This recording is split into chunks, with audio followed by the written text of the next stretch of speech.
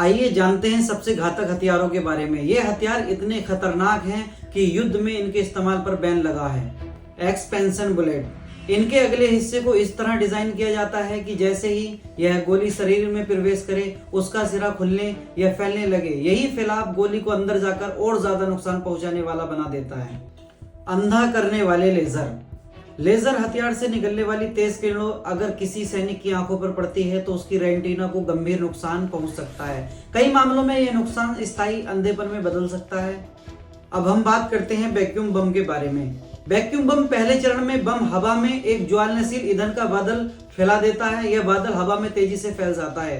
दूसरे चरण में इस बादल को आग लगा दी जाती है। बादल जलते ही बेहद शक्तिशाली विस्फोट होता है जो बहुत ज्यादा हीट और दबाव पैदा करता है। डर्टी बम। डर्टी बम किसी शहर को तुरंत पूरी तरह नष्ट नहीं करता बल्कि रेडिएशन फैलाकर लंबे समय तक खतरा पैदा करता है।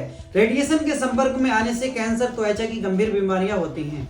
बात करते हैं क्लस्टर बम की। क्लस्टर बम के अंदर छोटे छोटे बम होते हैं जो तुरंत नहीं फटते। जब इससे छेड़छाड़ होती है तो ये फटते हैं और बड़ी तबाही मचाते हैं। Land mine.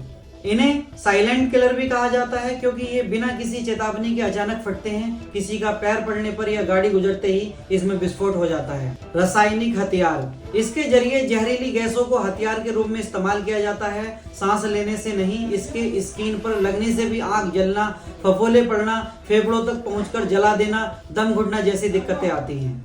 जैविक हथियार। जैविक हथियारों को आमतौर पर वायरस, बैक्टीरिया या फंगस जैसे सूक्ष्म जीवों से तैयार किया जाता है। इसके इस्तेमाल से बड़ी महामारी फैल सकती है। अगर ये जानकारी आपको अच्छी लगी है तो लाइक करें, कमेंट करें, सब्सक्राइब करना ना भूलें।